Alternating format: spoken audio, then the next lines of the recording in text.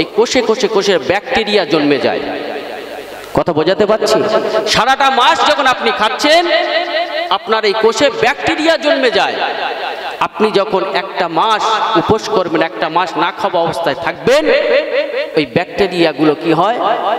মারা যেতে থাকে। জোরে বলুন না সুবহানাল্লাহ। অর্থাৎ ব্যাকটেরিয়া, আমরা যে খাদ্যগুলো খাই ওই খাবারগুলোর খাদ্য থেকে ব্যাকটেরিয়ার খাদ্য তৈরি হয়ে যায়।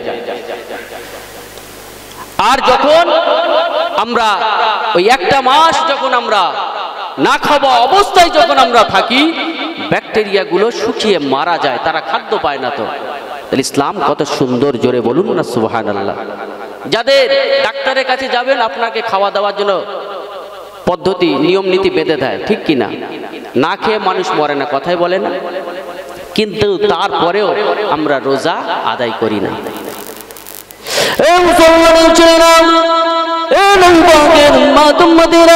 আল্লাহ নবী বিশ্ব নবী দিন দুনিয়া বাদশাহ হাবিবুল্লাহ নবী জনাবে মুহাম্মদুর রাসূলুল্লাহ সাল্লাল্লাহু আলাইহি ওয়াসাল্লাম হুজুর আমার মসজিদুন নববীতে খুতবা খানা প্রদান করবে।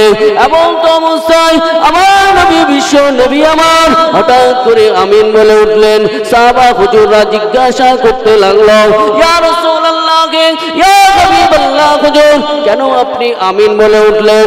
আল্লাহ নবী বিশ্ব নবী আমার ওই সময় বলতে লাগলো, এ আমার সাহাবীরা শুনে রেখে দাও, এ আমার সাহাবীরা শুনে রেখে দাও, এই মাত্র আমার কাছে জিবরিল আমিন এসে হাজির হয়ে গেল। আমাকে প্রশ্ন করতে লাগলো, আমাকে বলতে লাগলো, ইয়া রাসূলুল্লাহ, ইয়া হাবিবাল্লাহ, হুজুর আপনার নাম শুনলো, আপনার নামের যে তাজিম করলো না, আপনার যে নাম শুনলো, আপনার নামের যে দরুদ পড়লো না, ওর মতো হতভাগা, ওর নাকটা ধুলায় মলিন হয়ে যাক, ও অপমানিত হয়ে যাক, ও লাঞ্ছিত হয়ে যাক। আমি ওই কণ্ঠে জিবরিলের কথায় সমর্থন জানিয়ে আমি রাসূলুল্লাহ আমিন বলেছিলাম। তিনবার আমিন বলেছিলেন, তার মধ্যে একটা বার একটা কারণ নবী জানিয়েছেন। দ্বিতীয় নাম্বার, কিন্তু এই যে দরুদ সালাম, আমরা সবাই কাজে ব্যস্ত থাকি, কেউ গান শুনি, আজান হলে পরে গানটা মানে বন্ধ করে দেই।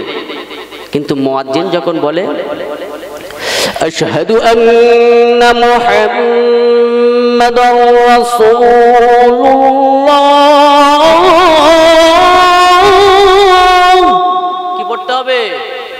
সাল্লাল্লাহু আলাইহি ওয়াসাল্লাম। কজন পড়ে? আমরা এটা বলতে পারতাম, আল্লাহ এই রোজার তো সারাদিন তো না খাওয়া অবস্থায়, শুকনো অবস্থায় আমরা থাকি, বড় কষ্টের, কেন আমাদের উপরে এই রোজাটা ফরজ করা হলো? আমাদের মধ্যে অনেকেই বলতে থাকতো, ঠিক কিনা? বলতো, নামাজ পড়তে পড়তে অনেকেই বলে, ধুস এত রাকাত নামাজ কি করে পড়বো? কিন্তু আল্লাহ পাক এই কথাটাকে না রাখার জন্য, বান্দা যাতে বলতে না পারে, আল্লাহ বলছেন কামা কুতিবা আলাল্লাযীনা মিন ক্বাবলিকুম, শুধু তোমাদের উপরে রোজাকে আমি আল্লাহ পাক ফরজ করিনি, তোমাদের পূর্ববর্তী যারা এসেছিল, অর্থাৎ তোমাদের বাপ দাদা পদদাদা, এমন করে যেতে যেতে নবীদের আমল পর্যন্ত পৌঁছে গেছে। সাহাবীদের যুগ থেকে নবীদের যুগ, প্রত্যেকের যুগে রোজা ছিল। জোরে বলুন না সুবহানাল্লাহ। প্রত্যেকের যুগে রোজা ছিল, শুধু আমাদের উপরে নয়, কিন্তু ছিল ভিন্ন বিষয়।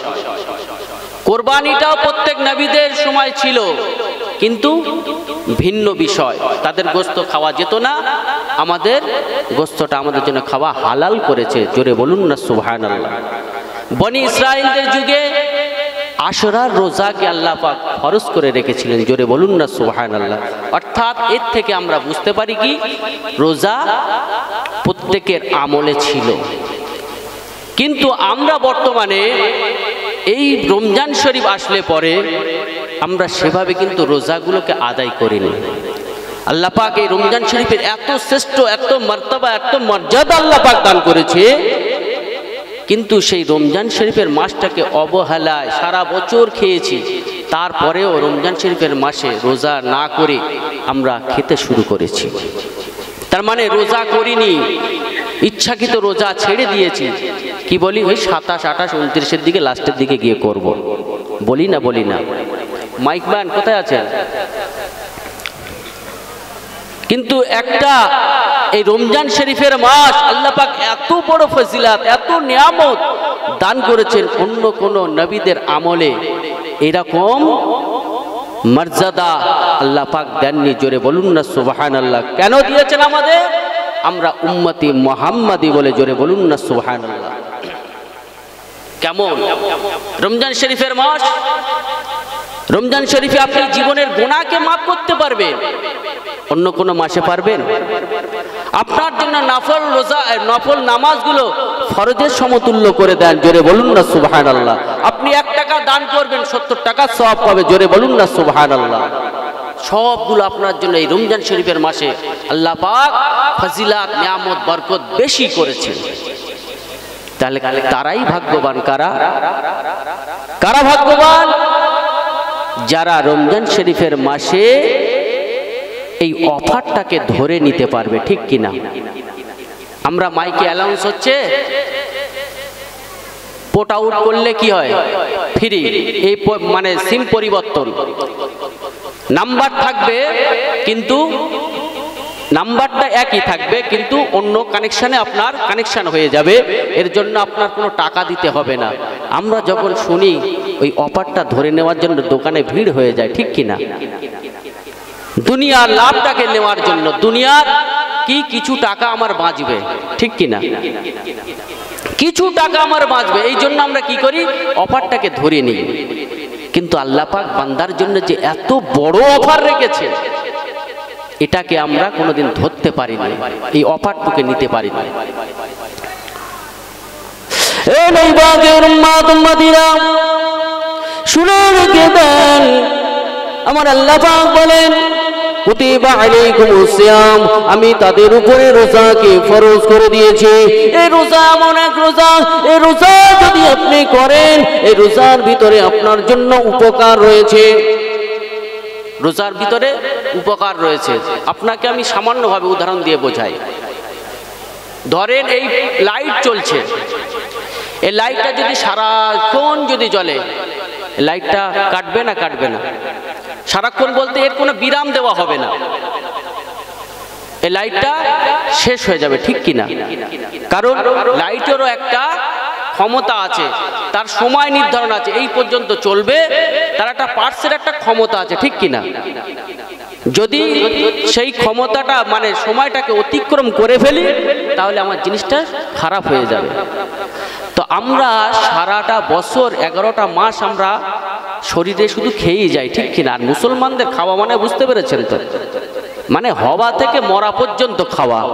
হ্যাঁ, ছেলে হয়েছে খাওয়া, মেয়ে হয়েছে খাওয়া, ছেলের খাতনা করবে খাওয়া, তাই না? বিয়ে শাদী তো আছেই, এরপরে মারা যাবে, তারপরেও খাওয়া, ঠিক কিনা? এজন্য মুসলমানের বাড়িতে বড় বড় হাঁড়ি আছে। কিতাব থাক আর নবীর জীবনী থাক না থাক, বড় বড় কিন্তু হাঁড়ি আপনি দেখতে পাবেন, সামসেটে গিয়ে দেখতে পাবেন। এই জন্য তো আজকের আমাদের এই পরিণতি। তো সারাটা মাস যখন আমরা খাই, আমাদের ভিতরে বিজ্ঞান বলছে, আমাদের ভিতরে কোষে কোষে, মানব দেহটা কোষ দিয়ে গঠিত। মানব জীবনের 2টি কোষ দিয়ে গঠিত, একটা হলো আদি কোষ, একটা হলো আদর্শ কোষ। কোষ দ্বারা মানব জীবনটাকে গঠিত। এই কোষে কোষে কোষের ব্যাকটেরিয়া জন্মে যায়। কথা বোঝাতে পারছি? সারাটা মাস যখন আপনি খাচ্ছেন, আপনার এই কোষে ব্যাকটেরিয়া জন্মে যায়। আপনি যখন একটা মাস উপোস করবেন, একটা মাস না খাওয়া অবস্থায় থাকবেন, ওই ব্যাকটেরিয়াগুলো কি হয়?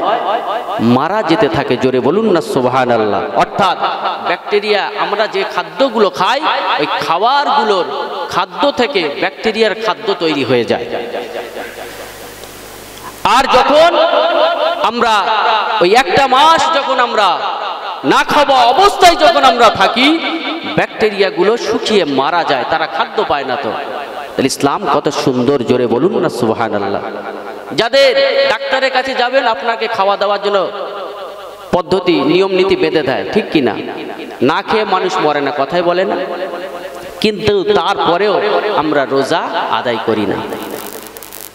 এই মুসলমানের ছেলেরা, এই নবী পাকের উম্মত উম্মতিরা, আল্লাহ নবী বিশ্ব নবী দিন দুনিয়া বাদশাহ হাবিবুল্লাহ নবী জনাবে মুহাম্মদুর রাসূলুল্লাহ সাল্লাল্লাহু আলাইহি ওয়াসাল্লাম হুজুর আমার মসজিদুন নববীতে খুতবা খানা প্রদান করবে এবং তমসায় আমার নবী বিশ্ব নবী আমার হঠাৎ করে আমিন বলে উঠলেন। সাহাবা হুজুররা জিজ্ঞাসা করতে লাগলো, ইয়া রাসূলুল্লাহ, ইয়া হাবিবাল্লাহ হুজুর, কেন আপনি আমিন বলে উঠলেন? আল্লাহ নবী বিশ্ব নবী আমার ওই সময় বলতে লাগলো, এ আমার সাহাবীরা শুনে রেখে দাও, এ আমার সাহাবীরা শুনে রেখে দাও, এই মাত্র আমার কাছে জিবরিল আমিন এসে হাজির হয়ে গেল। আমাকে প্রশ্ন করতে লাগলো, আমাকে বলতে লাগলো, ইয়া রাসূলুল্লাহ, ইয়া হাবিবাল্লাহ হুজুর, আপনার নাম শুনলো, আপনার নামের যে তাজিম করলো না, আপনার যে নাম শুনলো, আপনার নামের যে দরুদ পড়লো না, ওর মতো হতভাগা, ওর নাকটা ধুলায় মলিন হয়ে যাক, ও অপমানিত হয়ে যাক, ও লাঞ্ছিত হয়ে যাক। আমি ওই কণ্ঠে জিবরিলের কথায় সমর্থন জানিয়ে আমি রাসূলুল্লাহ আমিন বলেছিলাম। তিনবার আমিন বলেছিলেন, তার মধ্যে একটা বার একটা কারণ নবী জানিয়েছেন। দ্বিতীয় নাম্বার, কিন্তু এই যে দরুদ সালাম, আমরা সবাই কাজে ব্যস্ত থাকি, কেউ গান শুনি, আজান হলে পরে গানটা মানে বন্ধ করে দেই, কিন্তু মুয়াজ্জিন যখন বলে আশহাদু আন্না মুহাম্মাদার রাসূলুল্লাহ,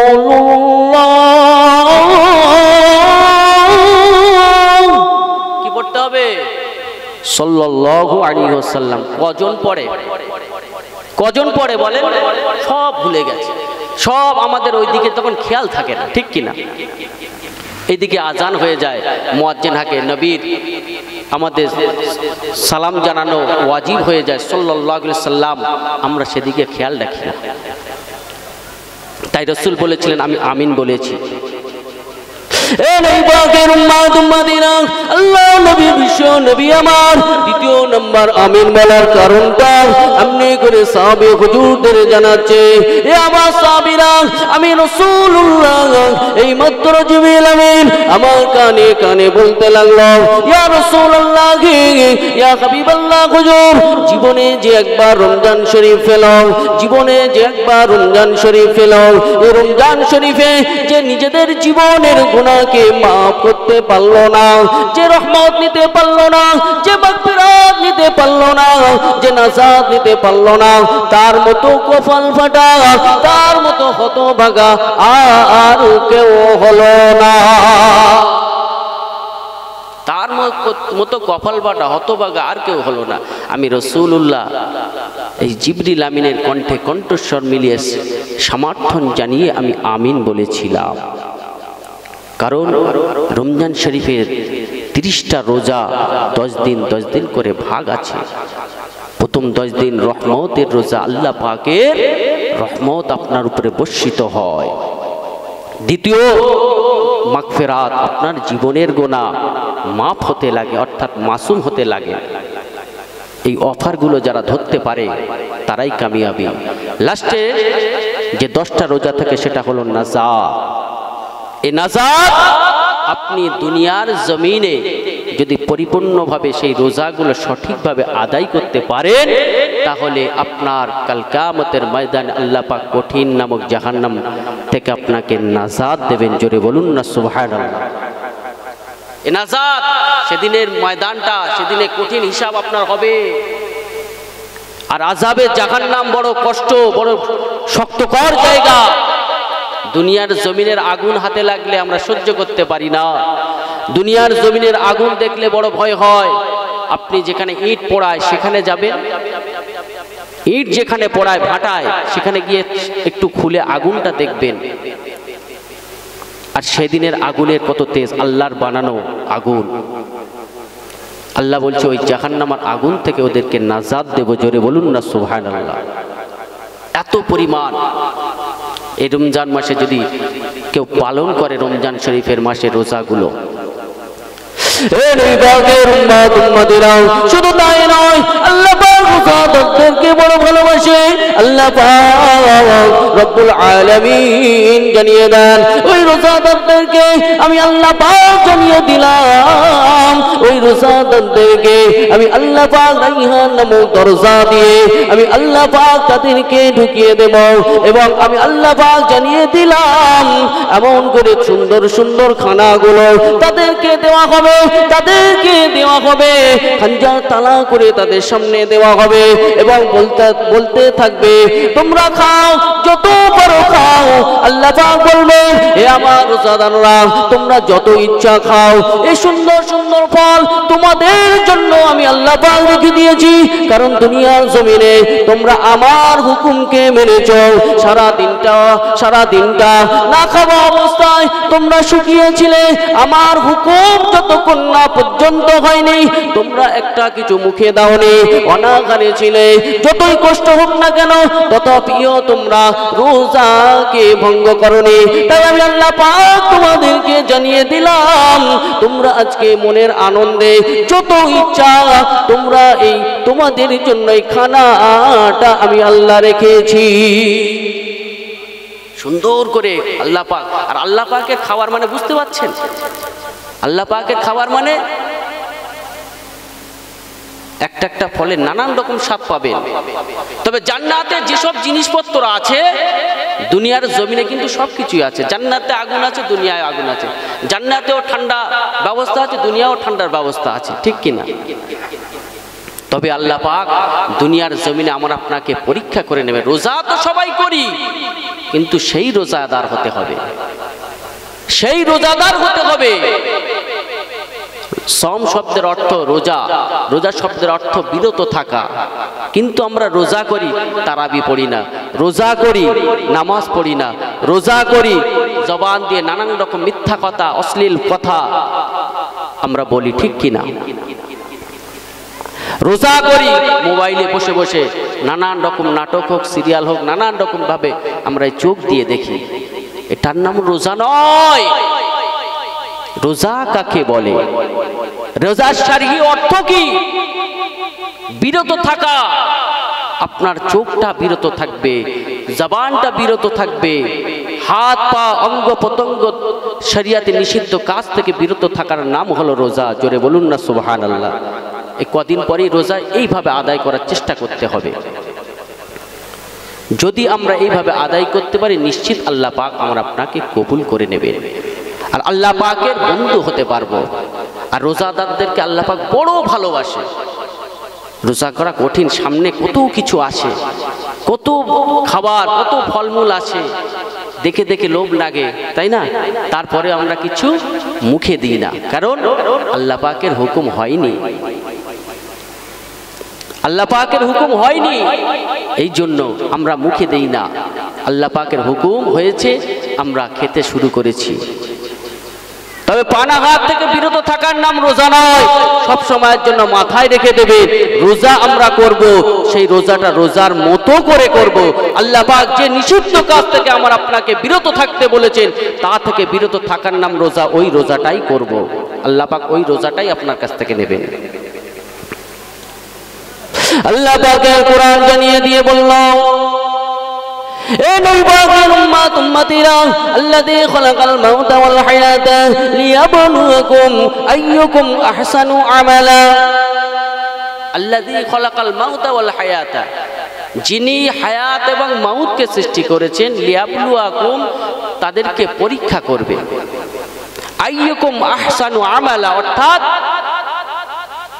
উত্তম আমল শ্রেষ্ঠ আমল কোন বান্দা করতে পারে রোজাটাও দেখবেন সেই রোজাটা রোজার মতো হয়েছে কিনা নামাজ আপনি পড়েন নামাজটা নামাজের মতো নামাজ পড়েছেন কিনা যে কোনো কাজ আপনি করবেন ভেজাল মুক্ত হলে হবে না বুঝতে পেরেছেন কিন্তু আল্লাহ পাক অপর জায়গায় বলেছেন ওয়ালা নাবলুওয়ান্নাকুম বিশাইইম মিনাল খাউফি ওয়াল জুই ওয়া নাকসিম মিনাল আমওয়াল ওয়াল আনফুসি ওয়াস সামারাত ওয়া বাশশিরিস সাবিরিন আল্লাহ পাক আমার আপনাকে পরীক্ষা করবে কখনো ভয় দ্বারা কখনো জীবন নিয়ে পরীক্ষা করবে, কখনো মুসিবত দিয়ে আমার আপনাকে পরীক্ষা করবে, এবং কখনো ফলে খেল খাবো এমন করে ফল ফসলাদি যা আছে এমন করে ক্ষতি করে আমার আপনাকে পরীক্ষা করবে। বিভিন্ন ভাবে আল্লাহ পাক আমার আপনাকে পরীক্ষা করবে। জান্নাত আপনাকে এমনি দেবেন না, জান্নাত আপনি এমনি পাবেন না। দুনিয়ার জমিনে আমার আপনাকে চাকরি পেতে গেলেও অনেকটা পড়াশোনা করতে হয়, ডিগ্রি অর্জন করতে হয়, পরীক্ষার হলে গিয়ে আমার আপনাকে ভালোভাবে লিখতে হয়, তারপরে আমি আপনি চাকরি পাই, যোগ্য হই, চাকরির যোগ্য। তো জান্নাত আমার আপনাকে পেতে গেলে, জান্নাত নিতে গেলে আমার আপনাকে পরীক্ষা দেওয়া লাগবে। পরীক্ষা ছাড়া কোনো মানুষ উত্তীর্ণ হতে পারে না, ঠিক কিনা? পরীক্ষা ছাড়া কিছু হয় ভাই? কিন্তু এখন সবকিছুই হওয়া সম্ভব বর্তমান, কিন্তু আসলে পরীক্ষা ছাড়া সফলতা অর্জন করা যায় না, পরীক্ষা ছাড়া ডিগ্রি অর্জন হয় না, পরীক্ষা ছাড়া মেধাবী বোঝা যায় না, ঠিক কিনা? কিন্তু বর্তমানে দেখবেন যে 8 পাস 9 পাস সব নানান রকম ভাবে জালিগিরি করে সার্টিফিকেট বার করে চাকরি করছে। এই জন্য স্কুলের হালগুলো এরকম হয়েছে।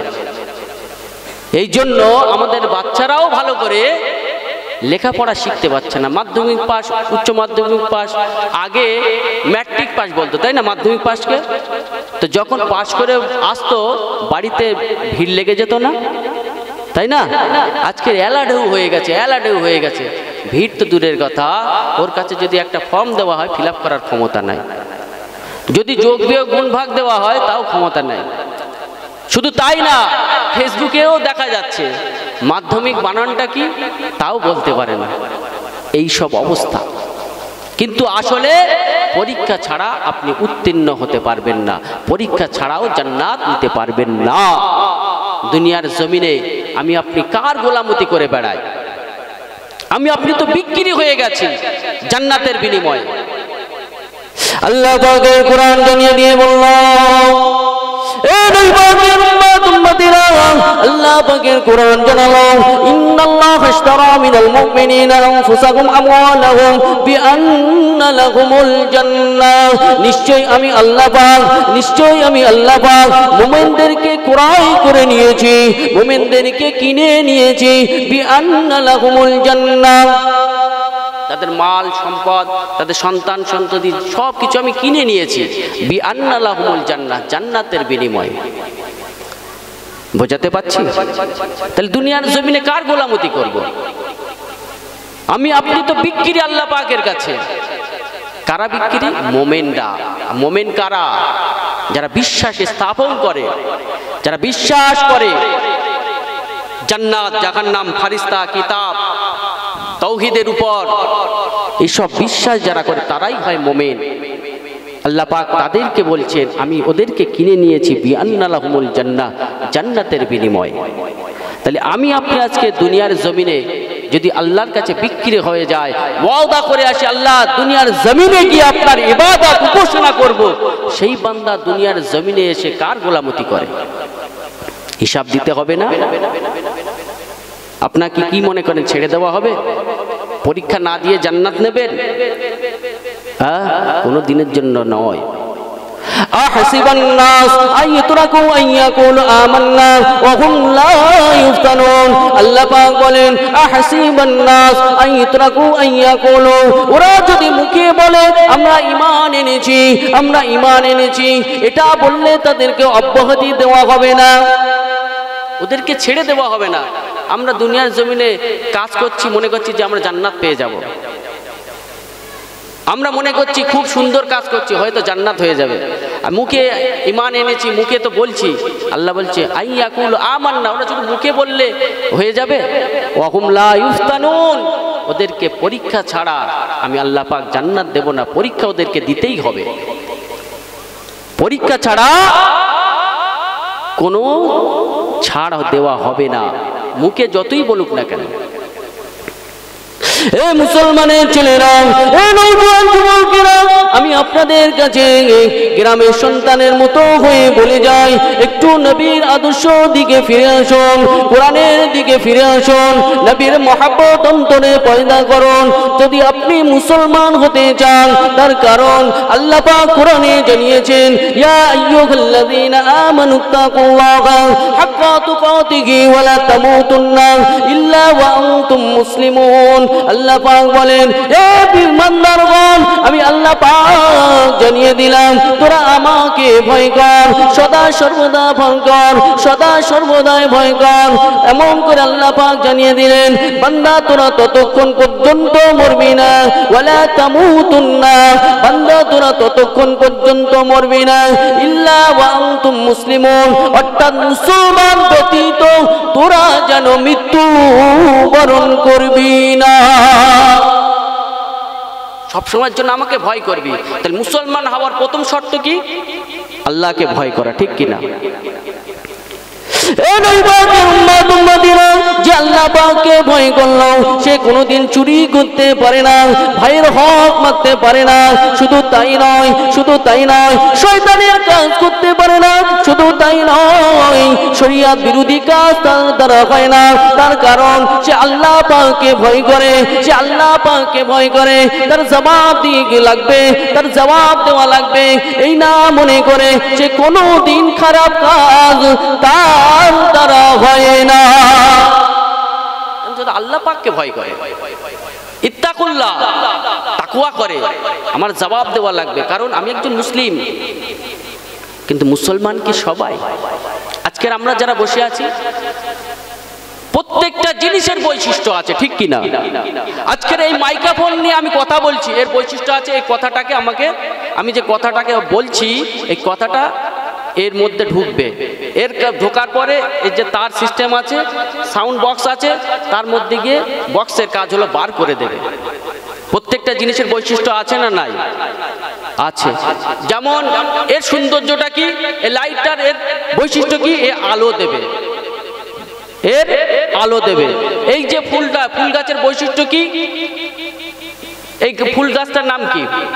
মনে করেন এটা গোলাপ গাছ, আমি ফুলটা যতটা নাম জানি না, মনে করেন গোলাপ গাছ। গোলাপের বৈশিষ্ট্য, যদি গোলাপটা ফুলে উঠে সুন্দরভাবে দেখায়, আমরা বুঝতে পারি এটা গোলাপ গাছ, ঠিক কিনা? তাহলে ওর গুণাগুণ, ওর বৈশিষ্ট্য বোঝা যাবে। তাহলে আমি আপনি যে মুসলমান, এর বৈশিষ্ট্য লাগবে না, গুণাগুণ লাগবে না? বোঝাতে পারছি কি পাচ্ছি না? মুসলমান হতে গেলে আপনারও বৈশিষ্ট্য লাগবে। মুসলমান হতে গেলে, মুসলমান মানে হলো আনুগত্যকারী, অর্থাৎ আল্লাহ পাকের হুকুমের উপরে আপনার জীবনটাকে বিলিয়ে দেওয়ার নাম হলো, অর্থাৎ ইসলাম যে নির্দেশনা দিয়েছে, যে স্ট্রাকচার দিয়েছে, যে বাউন্ডারি দিয়েছে, ওর ভিতরে থেকে যে আমলে জিন্দেগি বানানো, আনুগত্য স্বীকার করাকেই মুসলমান বলে। জোরে বলুন না সুবহানাল্লাহ। যে করবে সেই হলো মুসলমান। আর আল্লাহ বলছে মুসলমান না হয়ে যেন মরবি না। এবার আপনারাই চিন্তা করবেন, তাহলে মুসলমান হওয়া লাগবে। মরতে গেলে কি মুসলমান হওয়া লাগবে? যদি না হয় বাড়ি চলবে, সেখানে গিয়ে আপনার জন্য আলাদা ব্যবস্থা আছে। একটা হলো জান্নাত, একটা হলো জাহান্নাম। এবারে আসুন সংক্ষেপ আলোচনা। একটা দোকান খুলেছেন, একটা দোকান খুলেছেন, দোকানের সাইনবোর্ডে লাগিয়ে রেখেছেন, মানে সাইনবোর্ড যেটাকে ফেস্টুন বা ব্যানার আমরা বলে থাকি।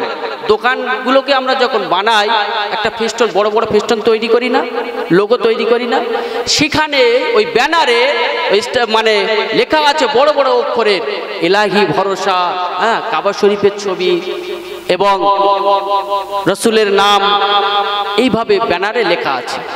ভালো করে বুঝবেন আমি কি বলতে চাইছি।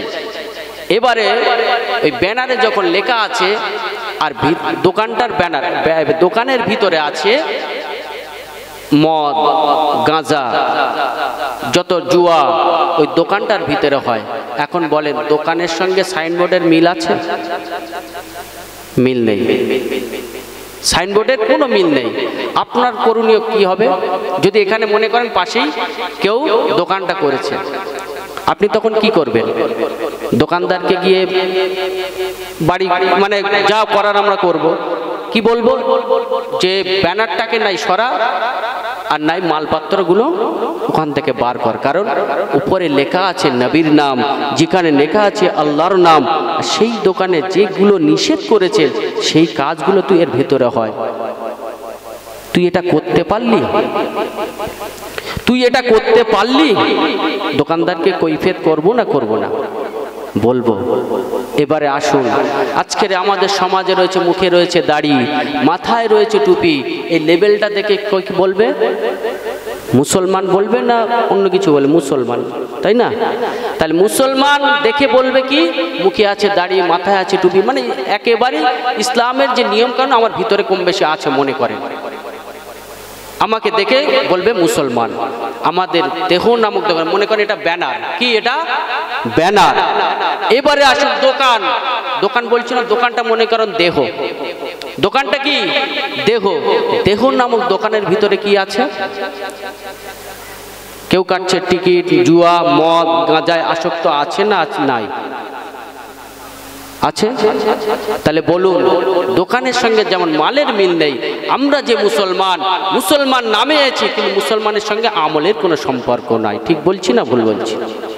বোঝাতে পারছি কি পাচ্ছি না? আজকের সমাজ, বর্তমান সমাজ এমন হয়ে গেছে।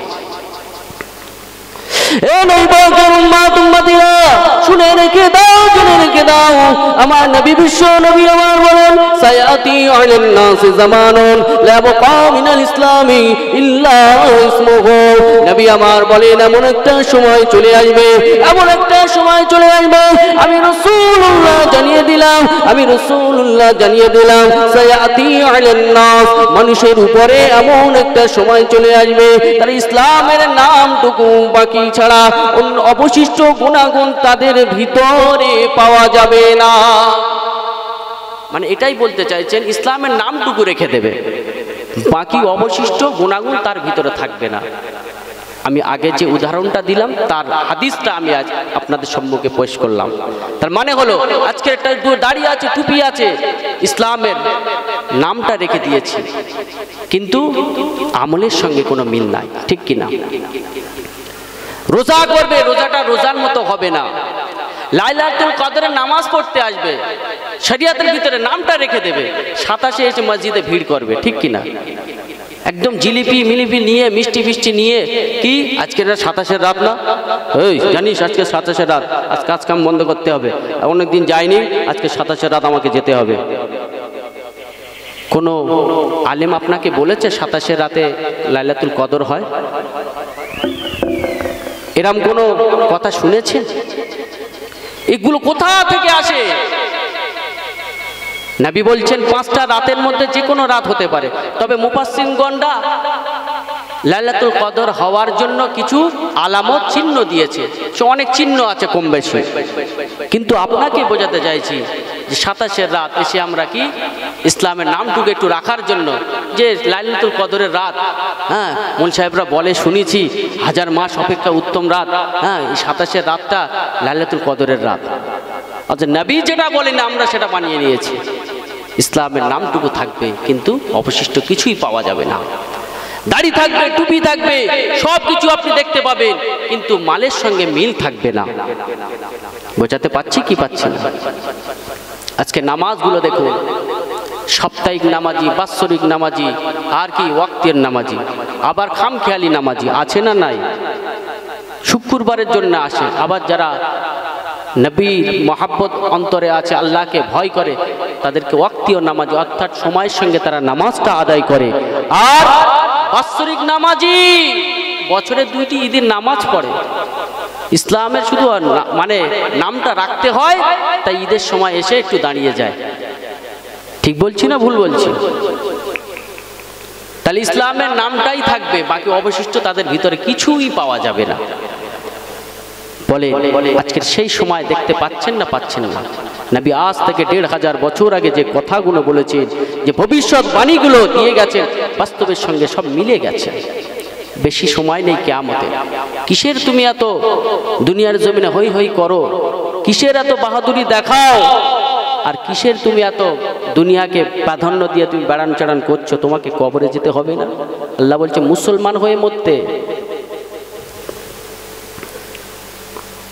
আল্লাহ আমার প্রভু, মুসলিম আমার পরিচয়। আল্লাহ আমার প্রভু, মুসলিম আমার পরিচয়। ইসলাম আমার ধর্ম, ইসলামে নাই কুকর্ম। জোরে বলুন না সুবহানাল্লাহ। ইসলামের মধ্যে যা কিছু আছে সবকিছু শান্তি, অর্থাৎ জীবন ব্যবস্থা। ইসলামকে জীবন ব্যবস্থা বলা হয়। জীবন ব্যবস্থা কাকে বলে? জীবন ব্যবস্থা মানে হলো, ওয়াজ আপনারা অনেক শোনেন, একটু শোনেন। জীবন ব্যবস্থা একটা মানুষের খাওয়া দাওয়া থেকে কি করবে, কোনটা খাবে কোনটা খাবে না, কোনটা করবে কোনটা করবে না, কোনটা করলে শরীর ভালো থাকবে, সব কিছু ইসলাম শিক্ষা দেয়। জোরে বলুন না সুবহানাল্লাহ। এই জন্য ইসলামকে জীবন ব্যবস্থা বলা হয়। জোরে বলুন না সুবহানাল্লাহ। কোথায় আপনি আছেন? ইসলামকে জানুন, অ্যানালাইসিস করুন, অ্যানালাইসিস করুন, চিন্তা ভাবনা করুন, ফিকির করুন, ইসলামের মধ্যে ঢুকুন, জানার চেষ্টা করুন। সারা জীবন তো ঘটনা শুনেছি, একটু আলাদাভাবে ইসলামকে জানার জন্য একটু আসুন, সময় দেন। ইসলাম যে কত মহান ধর্ম, ইসলাম যে কত সুন্দর ধর্ম আপনি অনুভব করতে পারবেন, বাইরে থেকে কোনোদিন বুঝতে পারবেন না। প্রিয় হাজিরিন, আমি লম্বা চওড়া আলোচনা করতে বসিনি, হুজুর আশা অপেক্ষায়। আল্লাহ বলছে কি, তোমরা ভয় করো, ইয়া আইয়ুহাল্লাযীনা আমানুত্তাকুল্লাহ, হে ঈমানদারগণ তোরা আমাকে ভয় কর। হাক্কা তুকাতিহি, সদা সর্বদাই যেখানে যাবি আমি আল্লাহ পাক আমাকে ভয় করবি। আর যে ব্যক্তিটাই ভয় করবে, ব্যবসা করতে গেলেও কম দিতে পারবে না, এমনি করে যে কোনো কাজ করতে গেলে সঠিকভাবে করবে, ঠিক কিনা? সব কিছুই কাজ করতে হবে তার ঠিকভাবে, কারণ সে আল্লাহকে ভয় করে। এই জন্য মুসলমানের হওয়ার প্রথম শর্ত হলো আল্লাহকে ভয় করা। একটু তাকবীর দেন, নারে তাকবীর, নারে তাকবীর।